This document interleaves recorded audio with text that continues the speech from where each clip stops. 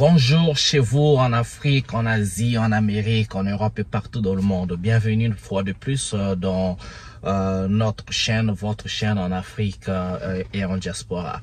Aujourd'hui, on va parler de la visite du président américain Joe Biden en Afrique et plus particulièrement en Angola. Ce sera donc sa première et certainement sa dernière visite en Afrique. Alors, en cette visite, moi, ça me choque quand même, et c'est encore les Africains, une fois de plus, qui me choquent.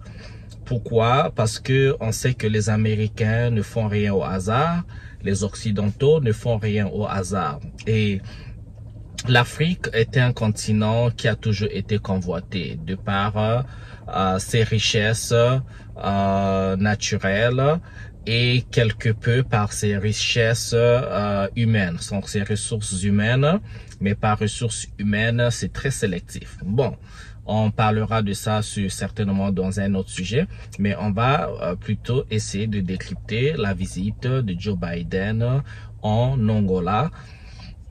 Alors, la visite de Joe Biden a un seul but. C'est le but de financer un projet de construction d'une voie ferroviaire qui va partir du port de Lobito, qui est donc en Angola, et cette voie ira jusqu'à Kolwezi, donc en République démocratique du Congo.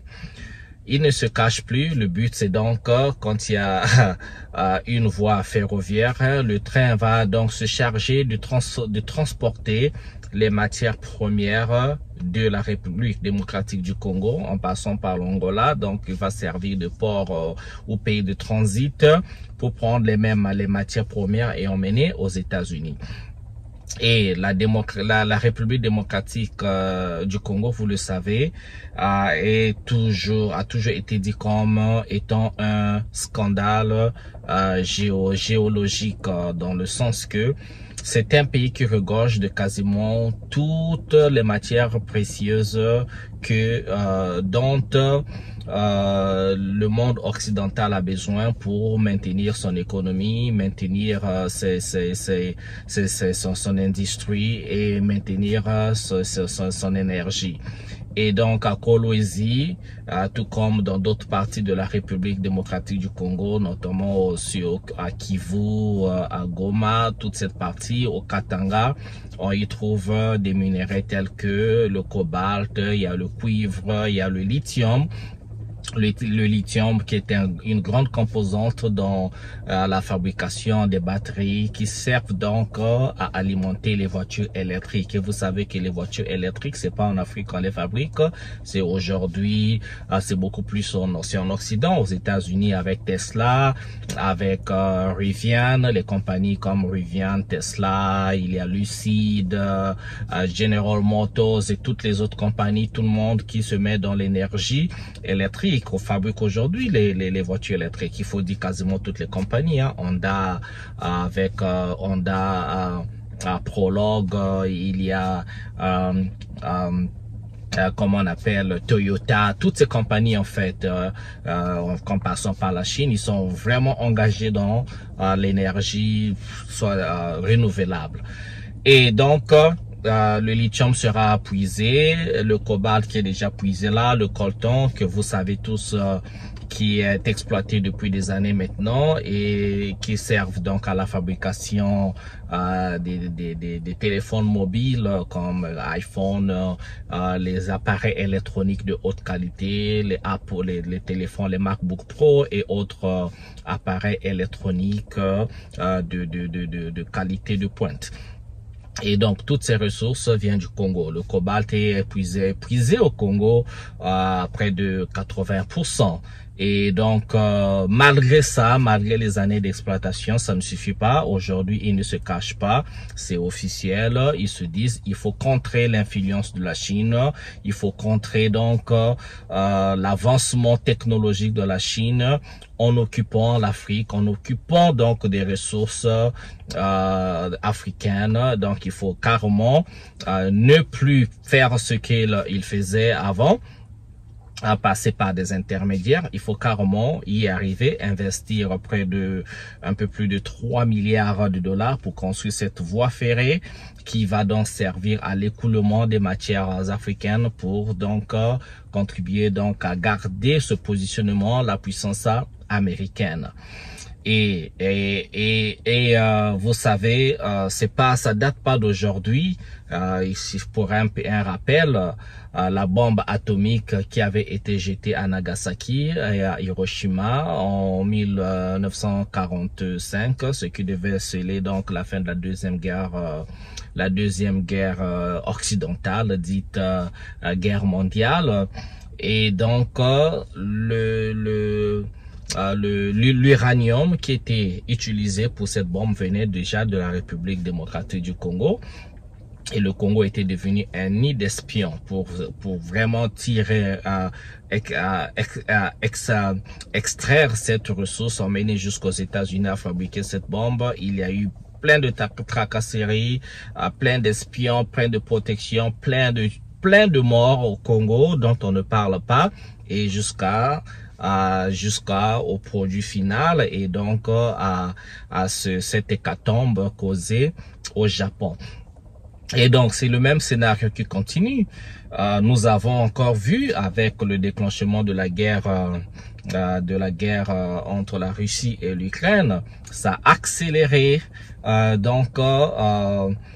cette ruée vers l'Afrique des Occidentaux. Il y a d'abord la France qui est en train de perdre la tête avec son départ demandé au niveau des pays de l'AES, donc le Mali, le Niger, le Burkina Faso, qui voulait couper les ponts avec la France, demandant à l'armée française de partir. Ça s'est fait également avec l'armée américaine au niveau du Niger, et donc la Russie qui, avec son groupement militaire Wagner, qui est en train de supporter, donc d'apporter son soutien à certains de ces pays africains pour pouvoir contrer donc ce qu'on appelait les terroristes. Vous savez, aujourd'hui, c'est un secret des polichinelles. Les vrais terroristes n'existent pas. Donc, ces groupes armés financés par cette main invisible qui ne servent que à déstabiliser les pays africains et surtout à déstabiliser les zones où il y a des ressources qui vont permettre donc à ces groupes, aux corporations et tous ces gens qui travaillent dans l'ombre pour pouvoir extraire les matières, les ressources africaines, et les prendre, il faut dire, quasiment gratuitement. Et donc, pour revenir sur la construction de cette voie ferrée, on comprend que avant d'exploitation, quand on parle de coltan, tout ce qui se passe en République démocratique du Congo, eh bien, ce sont des enfants, des femmes, des hommes, des jeunes congolais qui vont dans des mines avec sans équipement, ses visages découverts, pieds nus, mains nues, avec parfois du matériel de fortune, qui vont puiser, qui vont creuser des mines pour extraire dangereusement ces coltans, qui vont revendre dans un marché intermédiaire. Genre, il y a des marcheurs d'abord africains, ceux-là ils achètent à un prix dérisoire, ils vont revendre à d'autres personnes dont on connaît pas l'origine, et ces personnes-là prennent les mêmes matières premières pour aller les revendre sur le marché international à des prix astronomiques. Donc c'est une chaîne comme ça qui permet donc aux corporations américaines, aux corporations occidentales de venir chercher les matières premières en Afrique quasiment gratuitement. Et cela se fait sans passer par le contrôle du gouvernement congolais. Et parce que déjà, le Congolais, il y a des officiels congolais qui sont de mèche, qui vendent leur pays, qui favorisent, qui permettent en fait à ce que ça se passe, parce que ils ont leur pourcentage, ils ont un gain à gagner.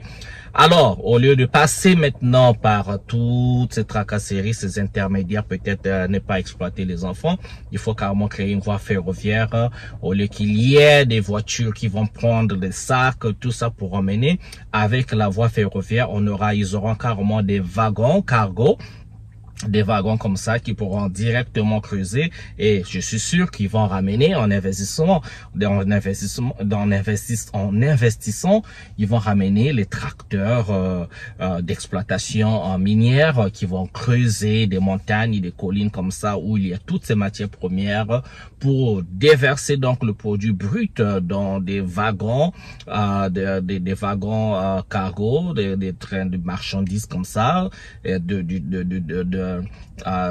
sur la voie ferrée qui va donc partir directement de Kolwezi au port de Lobito en Angola, et là-bas ces matières prendront donc des bateaux cargo direction l'Amérique où ils vont bien sûr traiter les produits bruts transformés pour se faire encore de l'argent. J'ai dit au départ, les Occidentaux ne font absolument rien pour rien. Alors moi, ma question dans tout ça, qui permet cela? L'histoire ne nous enseigne absolument rien de notre relation avec les Occidentaux. L'Angola, c'est un pays qui a été colonisé par le Portugal. Malgré ce qu'on appelait par indépendance, il y a encore une présence des Portugais en Angola qui tiennent encore des entreprises et qui extraient quelques deniers comme ça, quelques millions ou milliards à l'année qui permettent à contribuer à l'économie portugaise qui est en déclin en fait. Alors, le Portugal compte également sur ses colonies comme au Brésil, au Mozambique, et peut-être, je pense, au Cap-Vert, et partout là où le Portugal a colonisé pour pouvoir assurer toujours le contrôle, donc baser son économie sur l'exploitation des ressources de ces pays devenus, entre parenthèses, indépendants.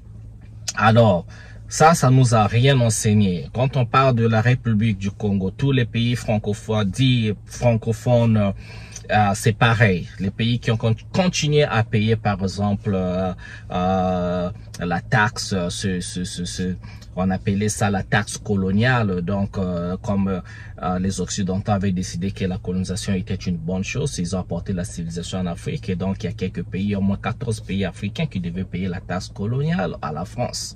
Ok? Ben, je pense que ça va arriver à la fin. Donc, tout ça, ça nous apprend absolument rien. Les pays colonisés par l'Angleterre, ou soit par l'Allemagne et tout ça, disons par le résultat de la conférence de Berlin de 1814 à 1825. Donc, cela ne nous apprend absolument rien. Moi, je me demande, l'Afrique gagne quoi dans ça? Puisque les années après années, l'Afrique a été exploitée, continue d'être exploitée, ça fait des siècles maintenant là. Regardez les conditions des pays africains. Oui, il y a eu des avancements, il y a eu des progrès dans certaines grandes villes africaines, oui, ça existe. Mais quels sont les pays africains aujourd'hui qui sont industrialisés? Quels sont les pays africains aujourd'hui qui assurent le bien-être de leur population à l'instar de la manière dont les pays comme les pays du Moyen-Orient comme le Qatar, l'Arabie Saoudite ou encore les Émirats Arabes Unis assurent donc le bien-être ou encore le développement de leur pays? Quel est ce pays africain qui peut se comparer donc à une émergence de qualité de vie, de qualité de développement à l'instar de ces pays que j'ai cités en Afrique? On va dire peut-être l'Afrique du Sud, d'accord, mais nous savons tous que l'économie sud-africaine est sous le contrôle des Blancs sud-africains. Et qu'aujourd'hui, si vous allez à Soweto, vous allez dans les communautés, là où habitent les communautés sud-africaines, il y a encore de la pauvreté. On ne peut pas comparer avec le bien-être des populations sud-africaines avec le bien-être des populations qataries, par exemple. Quel autre pays que vous allez me dire? Le Maroc, vous savez, hein, le Maroc, c'est pas seulement Rabat, c'est pas seulement Marrakech. L'Algérie, c'est pas seulement Alger. La Tunisie, c'est pas seulement Tunis. Vous allez dire quoi? La Libye, ben la Libye déjà vient d'être détruite. Le pétrole libyen aujourd'hui toute la richesse libyenne est dans les mains des Occidentaux. Ça, il y a rien à faire depuis qu'on a zigouillé Kadhafi. Quel est le pays africain? Vous allez me dire, quel est ce pays africain qui est industrialisé? Quel est le pays africain qu'on peut comparer à la Corée du Sud?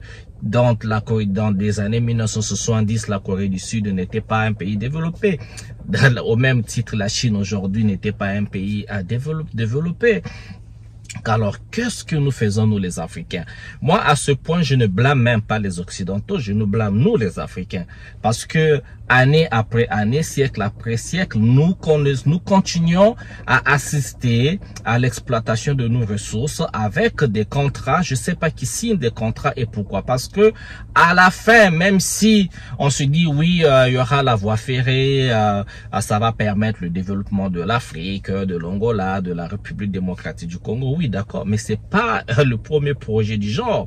Je vais vous rappeler, en République du Congo et en République du Gabon, il y avait une société française appelée Comilog. On avait construit une voie ferrée qui quittait donc, qui partait donc du port de Pointe-Noire, de la ville de Pointe-Noire, République du Congo, passait jusqu'à Mbinda, et Mbinda qui était un village qui est à la frontière du Gabon. Donc on extrayait au Gabon la ressource qu'on appelle le manganèse. Donc la voie ferrée avait été construite uniquement pour faciliter l'écoulement du manganèse. Donc on prenait le manganèse au Gabon, ça transitait par le Congo-Brazzaville. On disait oui, le Congo pays de transit. Et il y avait la Comilog qui c'était donc la grande compagnie minière dans le temps, et les travailleurs de la Comilog, c'était des travailleurs de renommée parce qu'on disait oui, c'était des gens qui étaient riches par les miettes qu'on leur donnait. Mais un jour, comme ça, la Comilog au niveau du Congo avait fermé. Je ne sais pas si elle opère encore au Gabon, mais la Comilog a fermé. Mais une fois cette compagnie a fermé parce que, eh bien, les ressources sont tarissables, est-ce que le Congo-Brazzaville est devenu un pays industrialisé? Est-ce que le Gabon est devenu un pays industrialisé? Le Gabon est un pays d'à peine 3 millions d'habitants. Le Congo-Brazzaville est un pays d'à peine 5 millions d'habitants. Est-ce que ces pays sont industrialisés? Pour ne citer que ces pays-là. Si on va en République centrafricaine, avec des montagnes de diamants que cette République a, on l'a vu, l'exploitation des diamants de la République centrafricaine par la France. N'oubliez pas, vous vous rappelez du président français Valéry Giscard d'Estaing. Vous vous rappelez de l'empereur centrafricain Bokassa. Vous connaissez cette histoire. Si vous ne connaissez pas, eh bien, allez-y sur YouTube, allez-y lire un peu cette relation, l'exploitation des diamants de la Centrafrique par la France. Et la Centrafrique est-il un pays industrialisé aujourd'hui? Si on va au Tchad, on va un peu partout en Afrique. Citez-moi l'exemple d'un pays industrialisé. Mais ces pays regorgent des ressources incroyables qui servent une fois de plus à maintenir la domination des pays occidentaux, à maintenir l'économie, à nourrir l'économie des autres. Mais et nous en Afrique, mais nous avons de la pauvreté, nous avons nos enfants, nos jeunes ont besoin de l'emploi. Pourquoi on ne crée pas l'emploi? Pourquoi on n'arrive pas à investir dans des académies? On va former des ingénieurs en Afrique qui vont commencer à fabriquer des machines qui vont exploiter ces ressources, et comme ça que nous vendions ces ressources nous-mêmes. Pourquoi on n'arrive pas à un schéma aussi simple, enfin simple à dire, mais nous comprenons tous que ce n'est que par l'exploitation propre de nos ressources, que ce n'est que par la vente sur le marché international de nos ressources que nous pourrons développer chez nous. Ce n'est que par l'investissement dans l'éducation, dans l'ingénierie de nos enfants, que nous pourrons arriver à se distinguer. Suivons quand même le chemin, même si je ne demande pas en fait du copier-coller, mais suivons le chemin de la Chine, des autres qui se sont développés. Le Qatar s'est développé en 25 ans, 30 ans. Pourquoi on ne peut pas faire pareil? Et nous sommes plus riches que les pays du Moyen-Orient, parce que les gars là-bas, ils n'ont que le pétrole, le gaz, et oui, tout ce que vous voulez, les dérivés du pétrole. Mais nous, en Afrique, surtout tout le bassin du Congo, mais il y a absolument tout. Si on enlève les richesses minières, on a des eaux, ce sont des pays arrosés, il y a des pluies, les gens savent pas quoi faire avec de l'eau, il y a des terres qui sont fertiles, il y a les arbres, il y a le bois, mais il y a tout, absolument tout, il y a tout sauf rien. Mais on ne peut pas comprendre ce paradoxe où ce pays, cette Afrique qui soit aussi riche et on permet que tout le monde vienne jouer en Afrique comme un terrain vide de football comme ça là, qu'on leur laisse jouer et nous sommes spectateurs pendant que eux ils jouent au ballon, ils tirent à gauche à droite, nous sommes les Africains des spectateurs en train d'applaudir ou de juger c'est qui le meilleur joueur. Est-ce que c'est la Chine? Est-ce que c'est la Russie? Est-ce que c'est les États-Unis, la France et tous ces pays-là qui arrivent? La Turquie même se ramène. Mais c'est incroyable. Et nous sommes... Pourquoi est-ce que l'Africain ne peut pas se soulever? Pourquoi est-ce que nos leaders continuent constamment à trahir leur population? Pourquoi? D'accord, je peux comprendre que oui, tout ça se fait, hein. Que oui, les contrats signés peuvent être bénéfiques aux populations, au développement de ces pays-là. Mais bon, cette conscience, est-ce qu'elle existe avec la corruption? On ajoute la corruption, le manque d'esprit patriotiste, le manque d'amour pour ce continent, pour ces pays-là, parce que à la fin, c'est quoi? Les mêmes personnes qui vont signer le contrat, l'argent qui va rentrer, ben ils vont se servir. Ce sera l'argent pour eux, leur famille. Ils vont encore ouvrir les comptes bancaires en Amérique. Ils vont nourrir encore les banques américaines, les institutions financières américaines. Ils vont aller acheter les maisons là-bas, les voitures là-bas. Ils vont ouvrir les compagnies, les entreprises là-bas. Mais rien pour l'Angola, rien pour le Congo, rien, parce que ce n'est pas un premier coup d'essai. C'est comme ça. Et moi, ça me choque. Je suis même émotionnel à la limite, quoi. Parce que je connais déjà, même si la construction de cette voie n'est pas engagée, mais ces gens-là n'ont pas d'amour. Vous savez, ils sont là que pour leurs intérêts.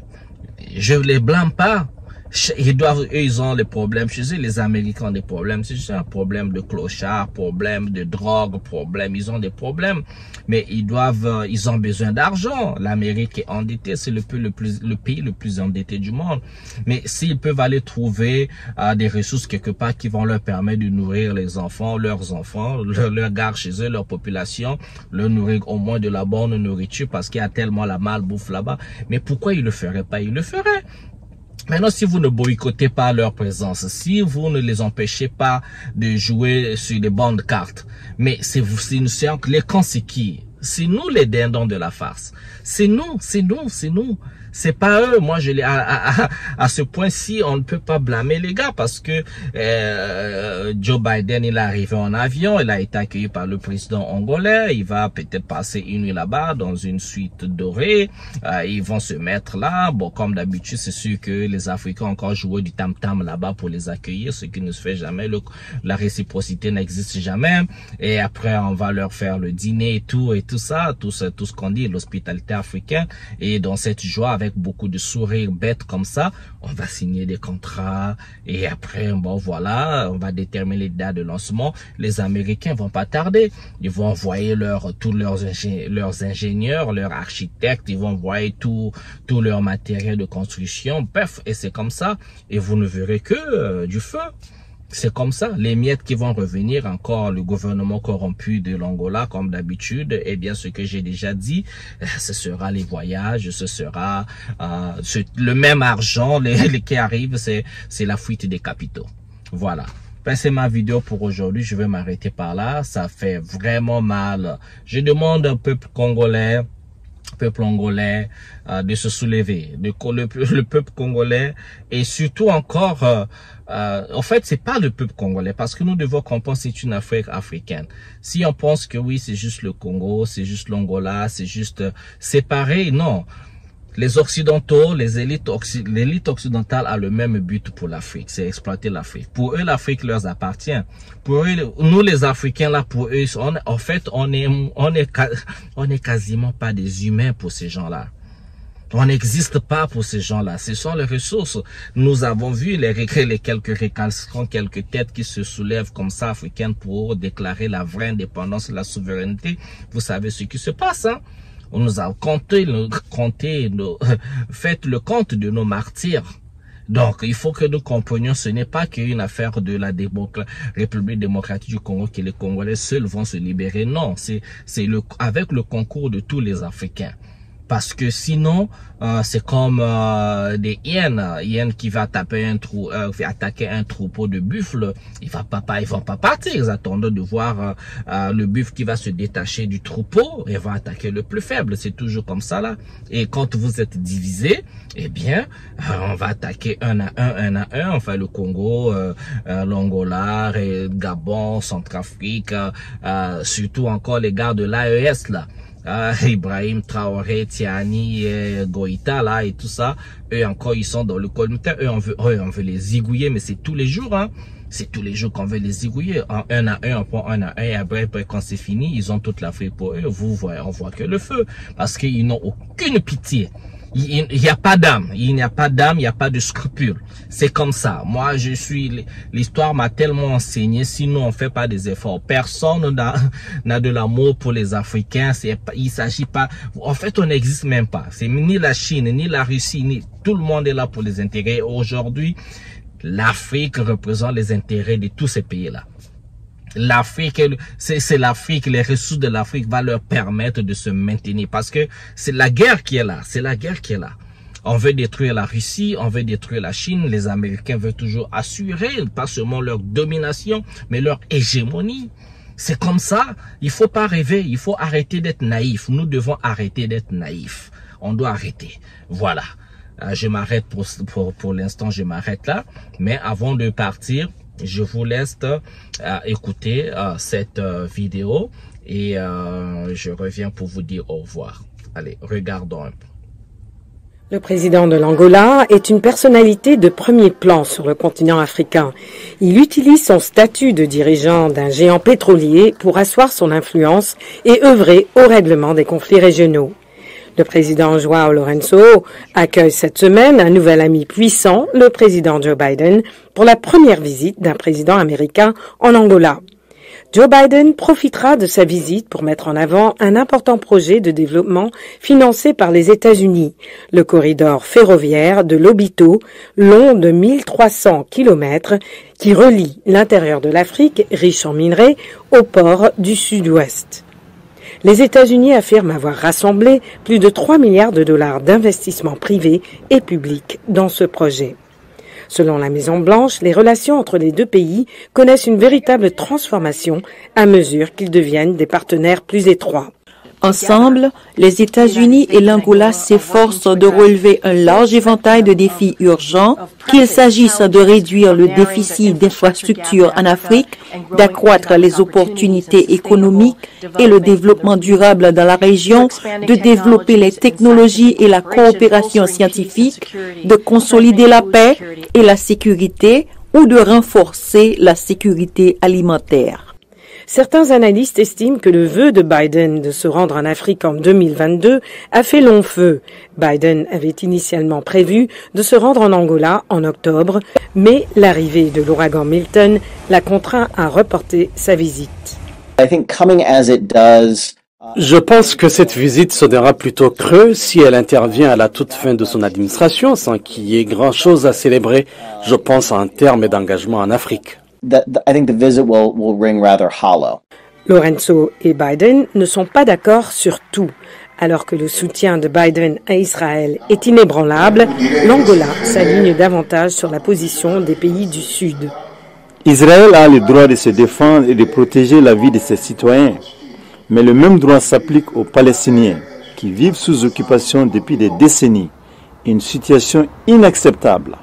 Mais une chose sur laquelle il et la Chine s'accordent est le besoin urgent de développement de l'Afrique. La Chine a fait de profondes incursions sur le continent avec son initiative La Ceinture et la Route, plus vaste et mieux établie. Au cours des 11 dernières années, les entreprises chinoises ont participé à la construction et à la rénovation de plus de 10 000 km de chemin de fer, de près de 100 000 km d'autoroutes, des milliers de ponts, d'une centaine de ports, de 66 000 km de lignes de transmission et de transformation de l'énergie et de 150 000 km de réseaux de communication de base dans divers pays africains. Les analystes estiment que ce n'est pas une bonne position pour le continent. Si ce voyage en Afrique est une première pour Biden, c'est aussi, d'une certaine manière, un dernier chapitre. Il s'agit probablement de son dernier voyage à l'étranger, de ses adieux au monde en tant que président des États-Unis.